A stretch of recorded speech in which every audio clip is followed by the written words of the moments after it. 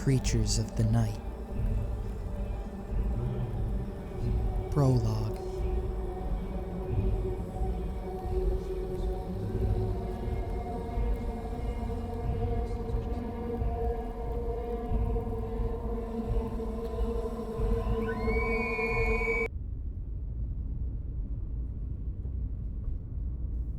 The darkening sky hung over a clean horizon as Courtney Page stared out the moving window.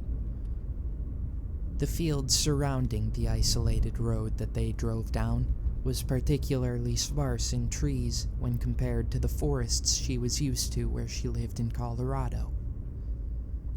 Along the road trip that Courtney had taken with her new husband, Abraham Page, she took notice that the further north they went to their destination, the more dead the landscape seemed to become. She wondered whether she had simply grown used to the lush, frequent trees of Boulder, or if it was just a fact that things died quicker where they were going. A pang of fear struck her as she watched the dusty ditch on the side of the road.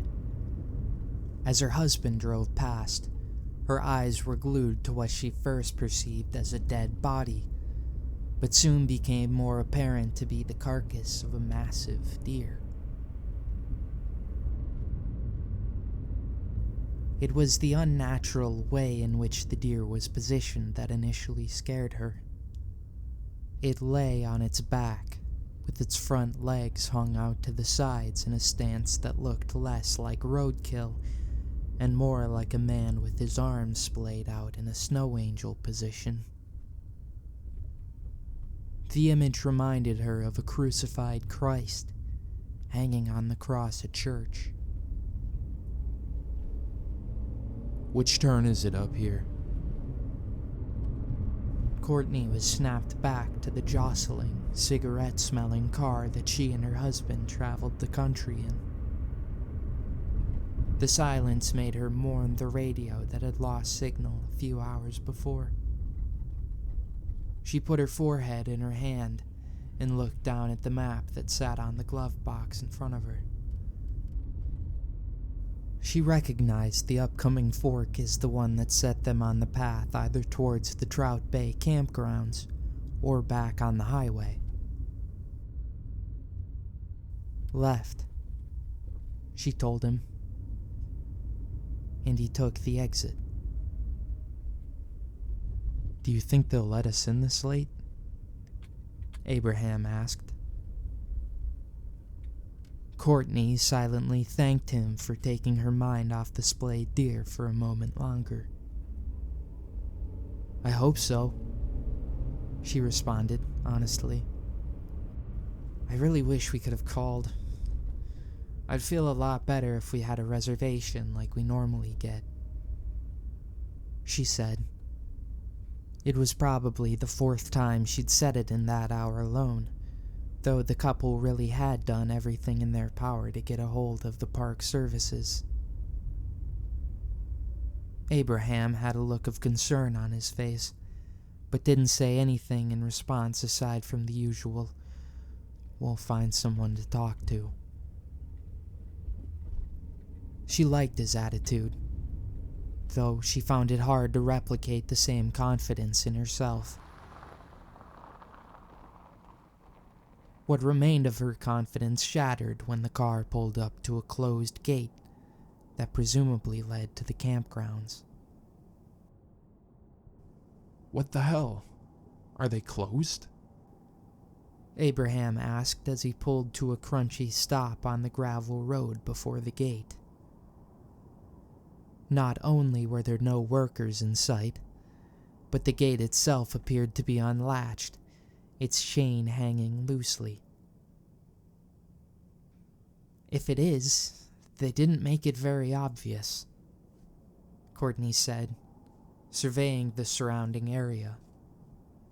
A small shack that a ranger would usually sit in was placed to the left of the haphazard gate. Should we check in there? She asked, and pointed to the small building. Good idea, Abraham said. I'll be right back. You can stay here. He winked and opened the car door. Finding it hard not to trust the confident smirk he often wore under his wiry beard, Courtney sat back and watched as he trudged down a small path towards the structure. It was obvious by the way he hobbled slightly that his legs and back were still stiff from the long drive. The road their car sat on was placed between two massive hills that eclipsed the setting sun and cast the small valley into premature darkness. Courtney stared up from the car window, assessing the ridges of the hills. Upon them she observed rocky outcroppings and a few thin trees that grew in unpredictable directions due to the shifting ground they sat on. Behind one of the trees that bowed slightly in the breeze, she saw something move. She could have sworn that it was doing so in reaction to her gaze, as if whatever it was didn't like being seen. The thought sent chills up her spine, though the rational side of her brain knew the area was crawling with wildlife that could have coincidentally caught her eye. The inventive side of her mind, on the other hand, relapsed back to the bludgeoned deer with its arms spread to its sides. A knocking came from Courtney's window, causing her to gasp in surprise. Her fear was quelled when she found the source of it to be the fist of her husband, which tapped gently on the glass. He gave an apologetic smile and signaled for her to crank down the window. Sorry, I didn't mean to startle you, he said, teasingly, as soon as the window was far down enough for her to hear. I was just trying to get your attention, but did you see something up there? He asked and pointed to the top of the ridge.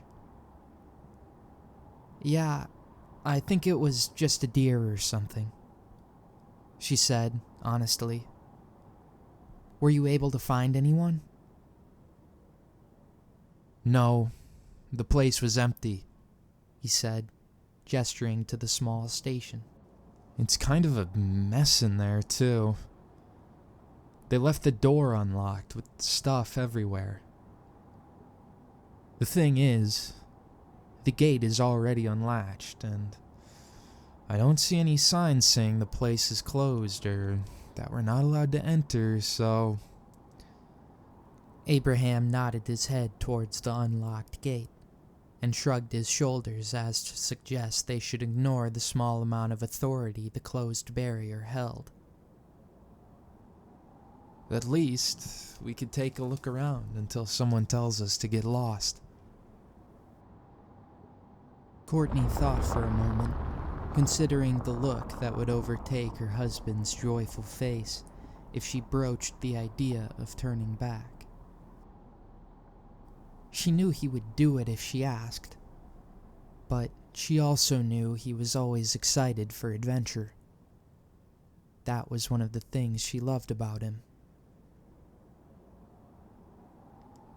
If anyone tells us to leave, or if we see anything weird, or... We'll leave right away, I promise, Abraham assured her. Courtney's eyes trailed to the darkening sky. All right, she said, but at least let me help you open the gate. I feel useless. Oh, sure, Abraham said, and thought for a moment. Here. He handed her his keys. How about you scoot over to the driver's seat and pull the car through once I get the gate open? Then I'll close it behind you and it'll be like we were never here.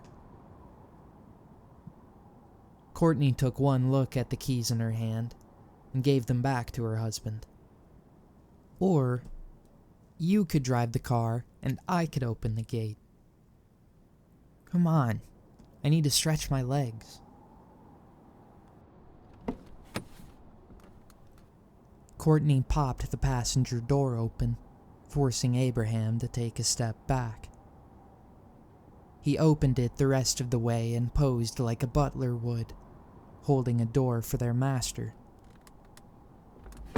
Courtney let out a laugh, and the couple hugged before Abraham made his way around to the driver's side. It was true that she needed to stretch her legs, but she took the job of opening the gate with hopes that it would drown out the deep feeling of unease that she had been struck with since they pulled into the area. Being cooped up in a car for the last 6 hours certainly wasn't helping her mental state, she figured, and taking a step into the cool fall evening was hopefully what her night needed to be set back on track. The gate was a long, metal bar that was propped on a pair of cinder blocks next to an iron post. From the post hung a chain limply. Rather than appearing unlocked and removed, the chain links were bent and mangled. Stuck near the middle was a padlock that still clamped a pair of links together. She lifted the gate from where it sat and began walking with it, hinging it open to allow their car to drive through. While she walked, she got a much-needed look at the serene, pleasant area they would be staying in. The landscape was lush with tall grass and shrubs, as well as a fair amount of thick oak trees. Beyond the trees, she could make out the slight twinkle of the setting sun, which reflected off the Boysen Reservoir. Before it reached the body of water, the trail they were on went down and took a sharp left. The metal squealed as Courtney hauled the gate ajar. The shoreline became increasingly visible, along with the neighboring path. Low orange sunlight beamed through the trees, whose sleepy branches discarded their yellowing leaves. She was watching them list aimlessly to the floor when something moving caught her eye.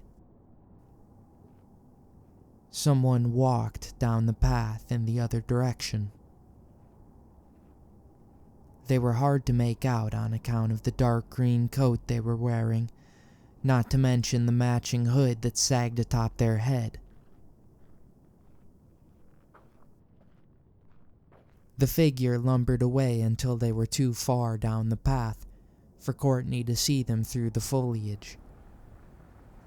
She weaved her head for a better angle, when her view was abruptly and completely cut off by the hulking blue mass of Abraham's hatchback.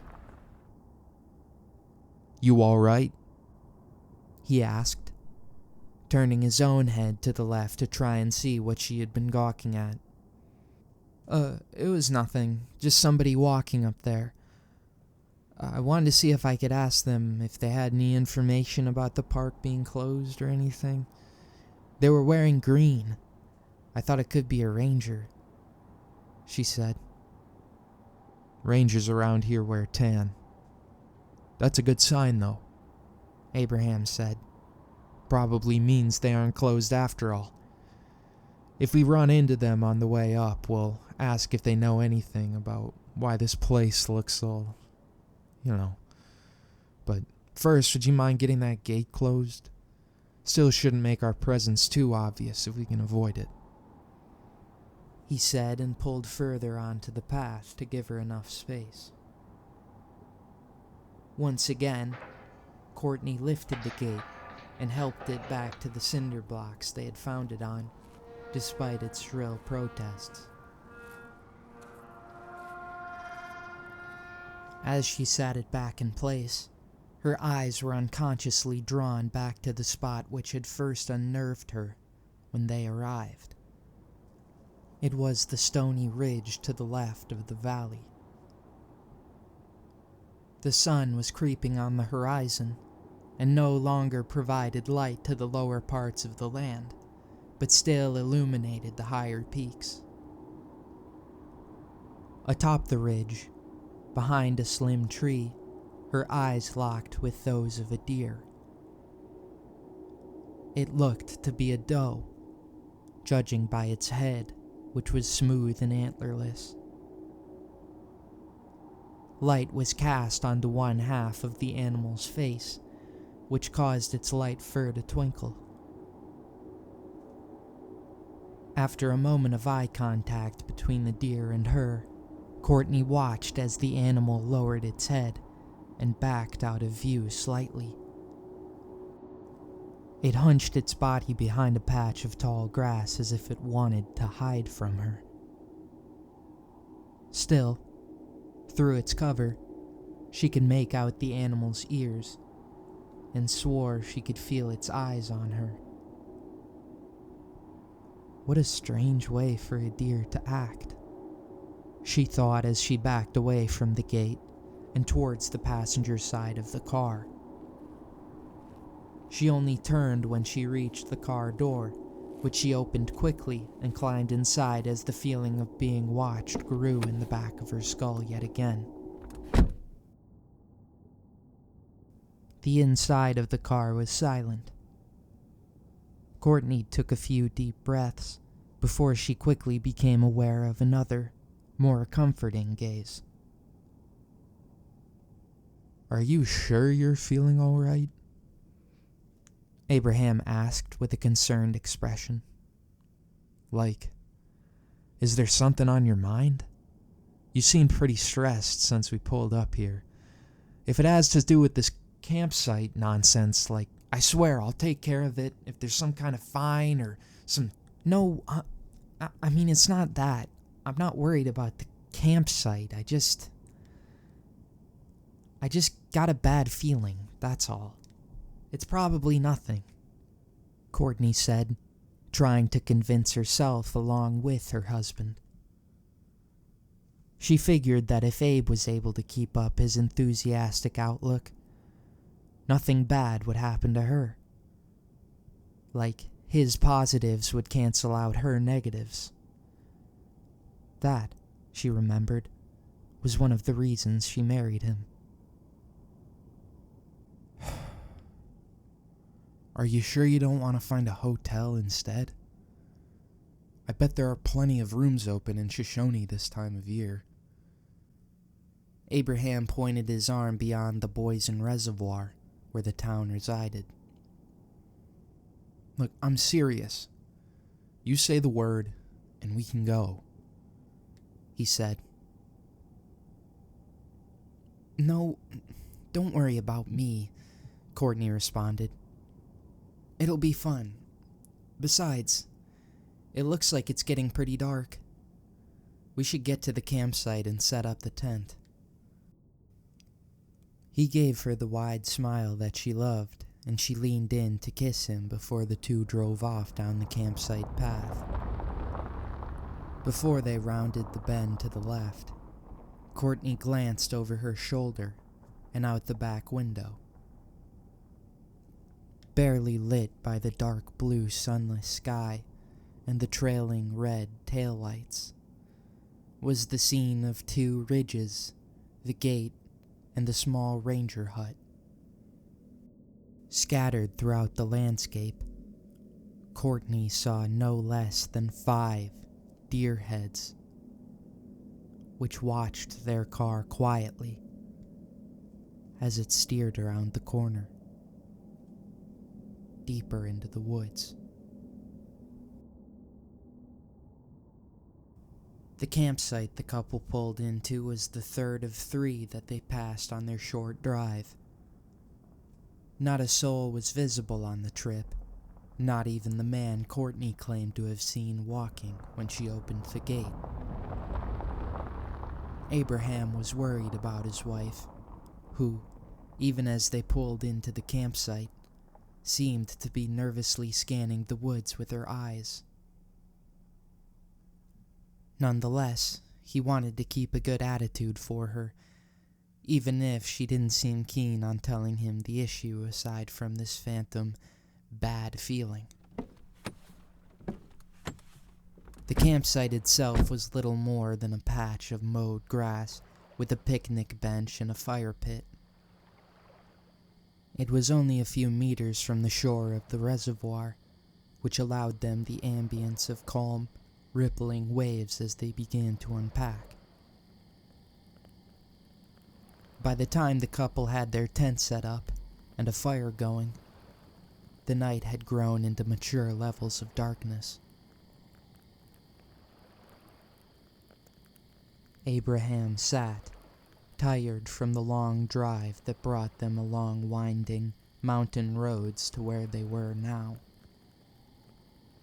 He lit a cigarette with the flames of the fire pit and stuck it in his mouth. The smoke expelled from his lungs blended with that of the burning cinder as they both rose towards the beautiful night sky of stars.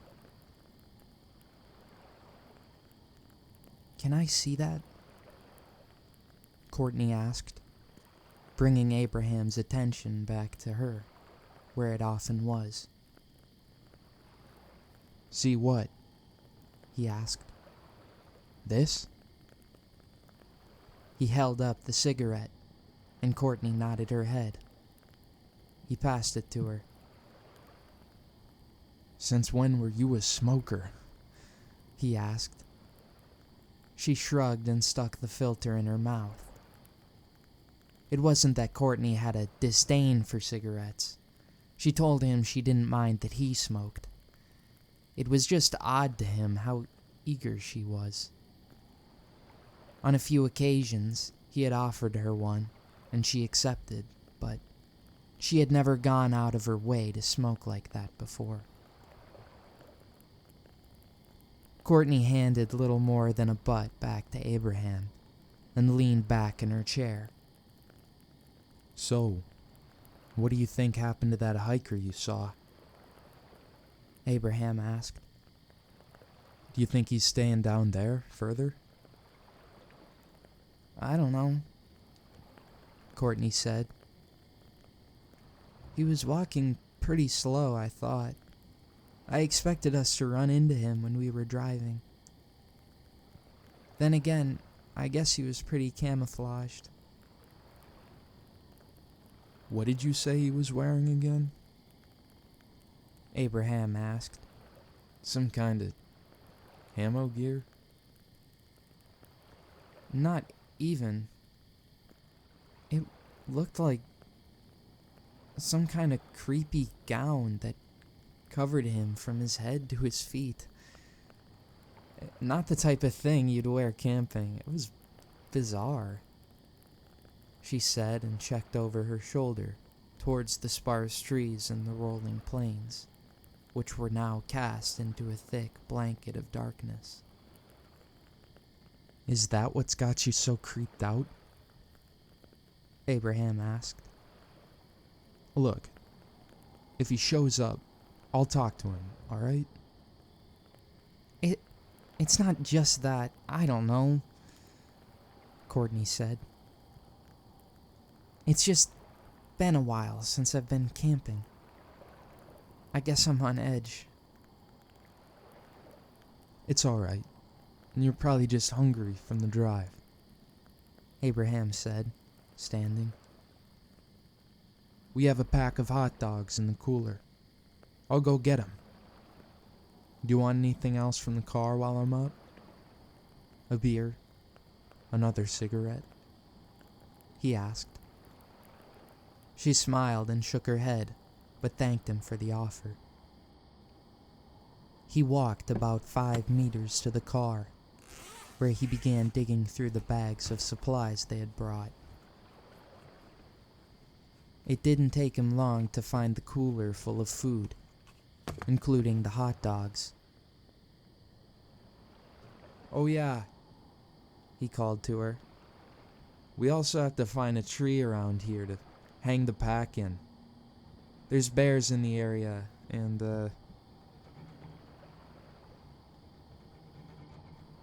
His words were cut off along with the entire thought as his eyes processed the horrifying sight before him when he finally turned to face his wife.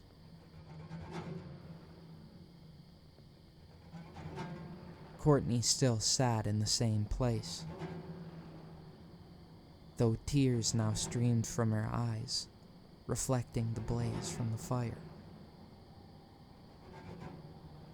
Tightly over her mouth was placed a large, sharp-nailed hand that muffled her cries and wails for help. Behind her hunched what his panicked mind could only discern as a deer combined with a man. It squatted on long, hooved legs that bent at jagged, knobby angles. It had a muscular torso, and it held one of its arms across Courtney's midsection while the other clasped her mouth closed. The head was the only thing that truly resembled a deer to him. A doe at that. It had a smooth, antlerless head and large eyes that reflected the fire even more than Courtney's tear streaks. The staring contest lasted about 10 seconds before the deer brought a hand to its lips and blew a soft hush through an unnatural, clawed pointer finger. Then, with a swift motion, the beast jerked Courtney backwards and dragged her into the foliage that rimmed the campsite. Abraham went to yell on instinct, but the image of the deer shushing him sat so fresh and potent in his mind. The action was so specific that he felt it would be stupid not to listen. Instead, he darted back to the truck that still sat with the hatch wide open. Beneath the piles of luggage and blankets sat a long, black box. Abraham searched his pockets, finally dropping the bag of hot dogs that he had been firmly grasping up until that point. After a moment, he produced the key ring from his left pocket and switched to a small, silver key that he jammed into the long box.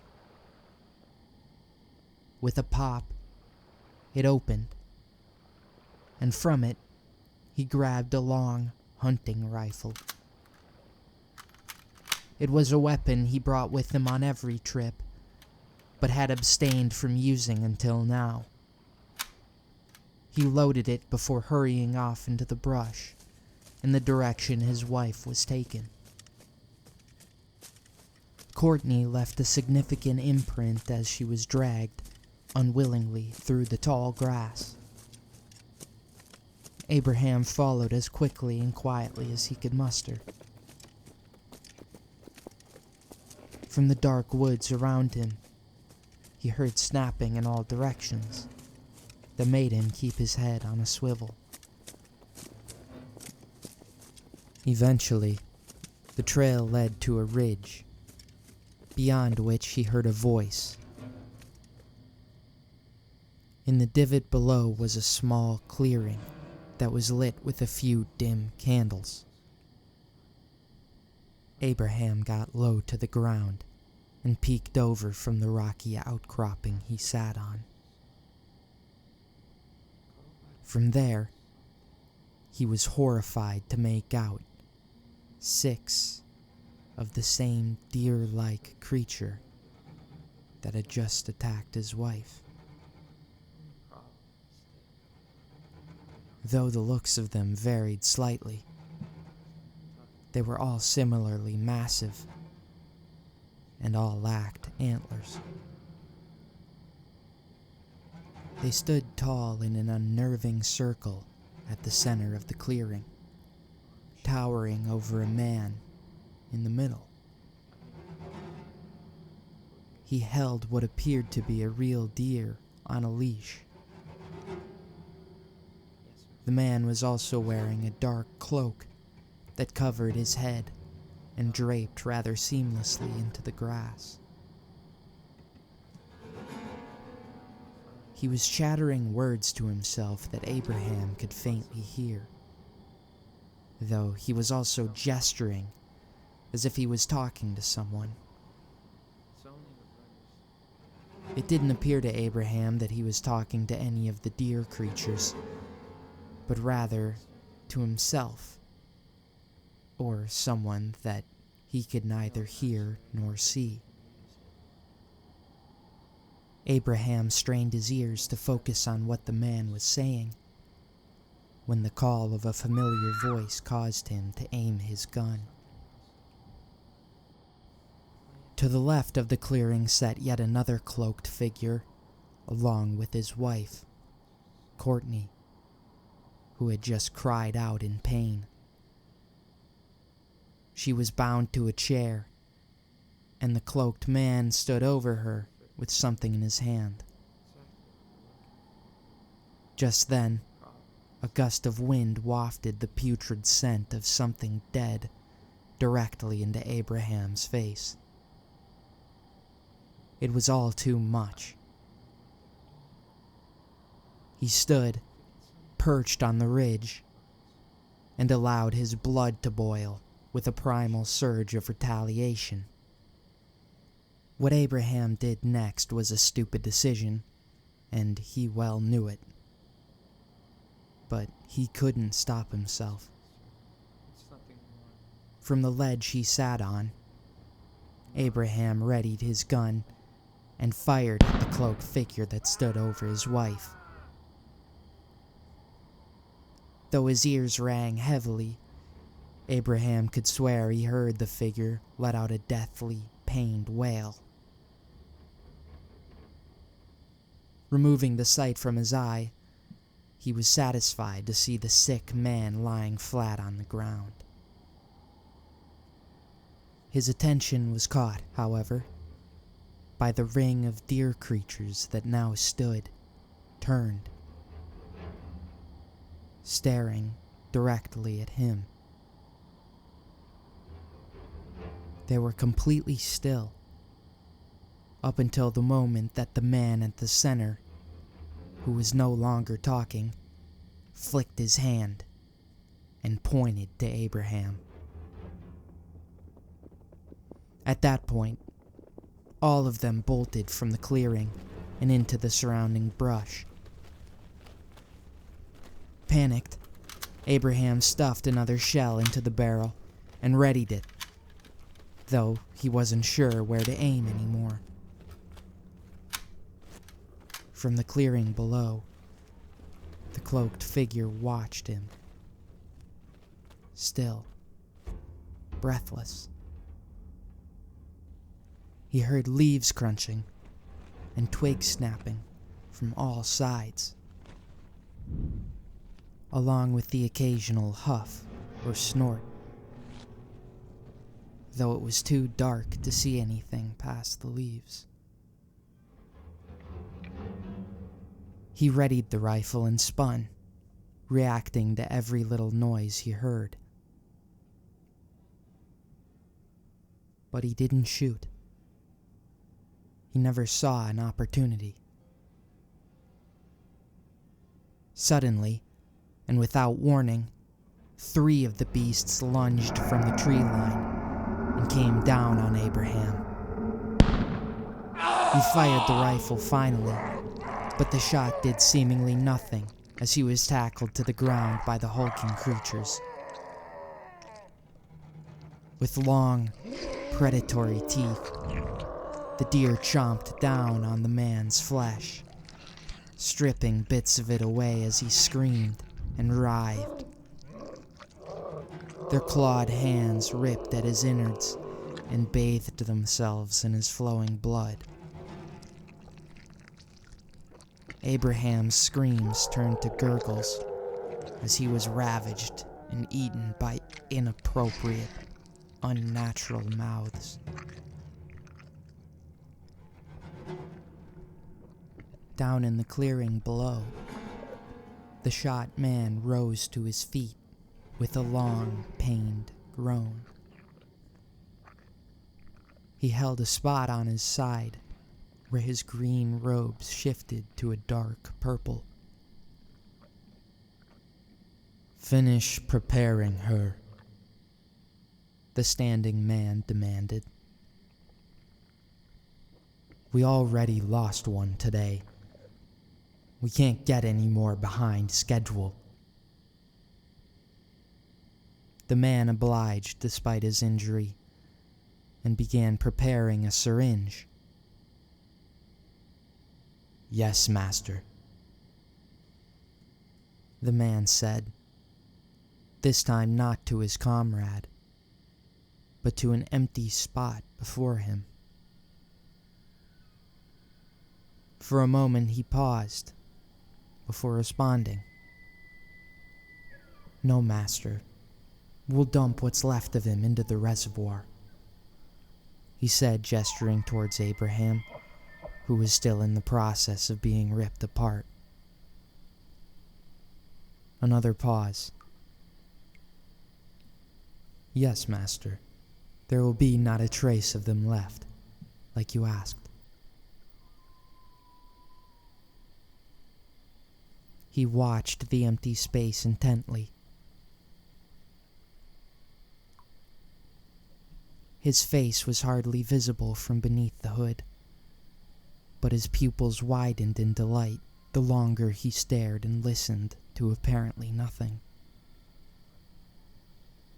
"Yes, master. It's going to be beautiful," he said, with a wide, wicked smile.